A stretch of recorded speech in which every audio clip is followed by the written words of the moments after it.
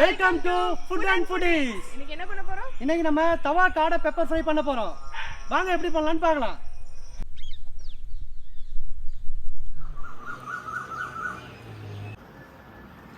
இப்போ நம்ம காடையை கட் பண்ணிப்போம். நம்ம காடையை வந்து தவாவிலே தான் குக் பண்ண போறோம். தனியா பாயில் பண்ணிலாம் எடுக்கல, டைரக்டா தவாவிலே போட்டு குக் பண்ண போறோம். அதனால காடையை இந்த மாதிரி கட் பண்ணிட்டு தண்ணியை ஊற்றி நம்ம அதில் வேக வச்சுக்கலாம். அடுப்பை வச்சு விடுங்க. இப்போ கல் ஹீட் ஆயிடுச்சு, நம்ம தண்ணி இதில் ஊற்றிப்போம். இந்த தண்ணியில் கொஞ்சமாக இஞ்சி பூண்டு போட்டுக்கலாம்.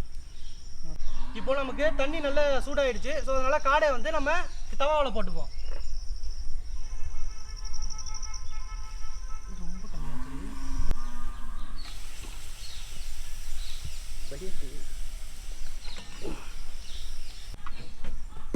இப்போ நம்ம காடை குக் ஆகிட்டு இருக்கட்டும். நம்ம அதுக்குள்ளே வந்து நமக்கு அதுக்கு தேவையான வெஜிடபிள்ஸ் வந்து கட் பண்ணி வச்சுக்கலாம். இதை வந்து தவாவெல்லாம் குக் பண்ணுங்க, இல்லை உங்கள் வீட்டில் என்ன பாத்திரம் இருக்கோ அதுலேயே நீங்கள் வேக வச்சு எடுத்துக்கலாம்.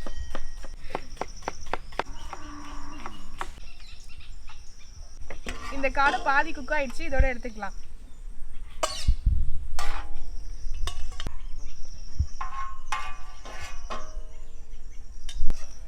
இப்போது கல் நல்லா ஹீட் ஆகிட்டு நம்ம பெப்பர் ஃப்ரை செய்கிறதுக்காக ஃபஸ்ட்டு ஆயில் ஆட் பண்ணிப்போம். அதுக்கப்புறம் அதுக்கு என்னென்ன தேவை பொருளோ அது ஒன்றுனா நம்ம அதில் போட்டுக்கலாம்.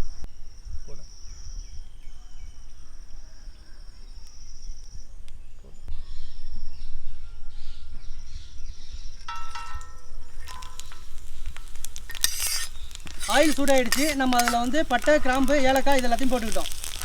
கூட கொஞ்சம் சோம்பும் போட்டுங்க. இப்போ இது நல்லா பொரிஞ்சிடுச்சு. இதில் நம்ம ஆனியன் ஆட் பண்ணிக்கலாம்.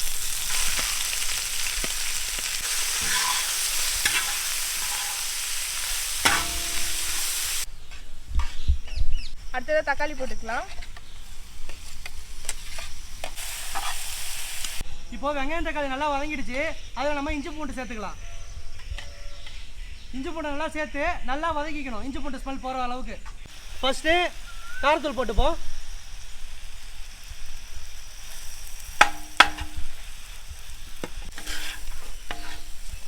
காடைக்கு வந்து மட்டன் மசாலா தான் யூஸ் பண்ணணும். ஸோ அதனால் மட்டன் மசாலா கொஞ்சம் போட்டுப்போம். அடுத்து கரம் மசாலா போட்டுக்கலாம். அடுத்து பெப்பர் போட்டுப்போம். நெக்ஸ்ட்டு பச்சை மிளகா போட்டுப்போம். அடுத்தது நம்ம தயிர் ஆட் பண்ணிப்போம்.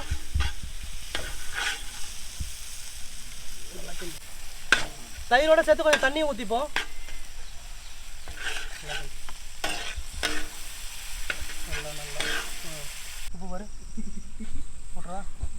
இப்போ அடுத்தது நம்ம காடையை போட்டு அதில் குக் பண்ணிப்போம்.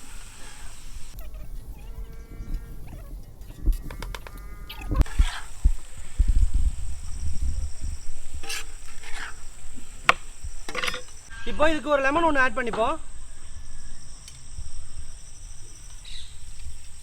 இப்போ புதினா மல்லி போட்டுட்டு இதை நல்லா நம்ம க்ளோஸ் பண்ணி வச்சுருவோம். இப்போ இது குக் ஆகிற வரைக்கும் இதை நல்லா மூடி வச்சுருவோம். இப்போ காடை பக்காவாக ரெடியாக இருக்குன்னு நினைக்கிறேன். பயங்கர சூடாக இருக்கும், என்ன பண்ணுறதுன்னு தெரியல. எடுத்து அப்படியே கீழே போட்டுருவோம். அதை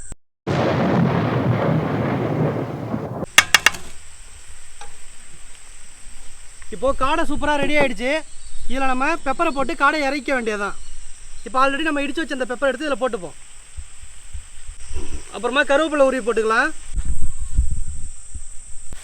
இப்போ காடை பெப்பர் ஃப்ரை நம்ம எதிர்பார்த்ததை விட சூப்பராகவே வந்துருச்சு. நீங்களே பாருங்கள், காடை எதுவும் உடையாமல் ப்ராப்பராக குக் ஆகி நல்லா சூப்பராக இருக்குது. மசாலா கிசாலா இந்த வாசனையே சூப்பராக இருக்குது நமக்கு. எல்லாரும் இப்போ நம்மளோட காடை பெப்பர் ஃப்ரை ரெடி ஆகிடுச்சு. இதை நம்ம தனியாக எடுத்து பிளேட்டில் வச்சுக்கலாம்.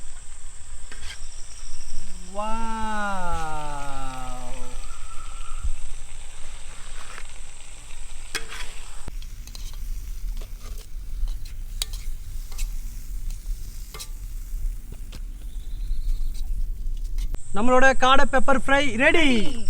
வாங்க இப்போது காடை பெப்பர் ஃப்ரை எப்படி இருக்குன்னு பார்க்கலாம். எனக்கு லெக் பீஸு, தனி ஒரு லெக், நான் ஒரு லெக். Done done. ஓ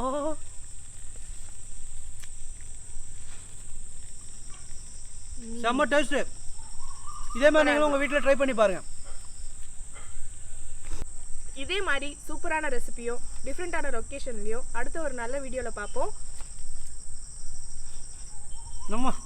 மறக்காம நம்ம சேனலை லைக் பண்ணுங்க, ஷேர் பண்ணுங்க, கமெண்ட் பண்ணுங்க, சப்ஸ்கிரைப் பண்ணுங்க.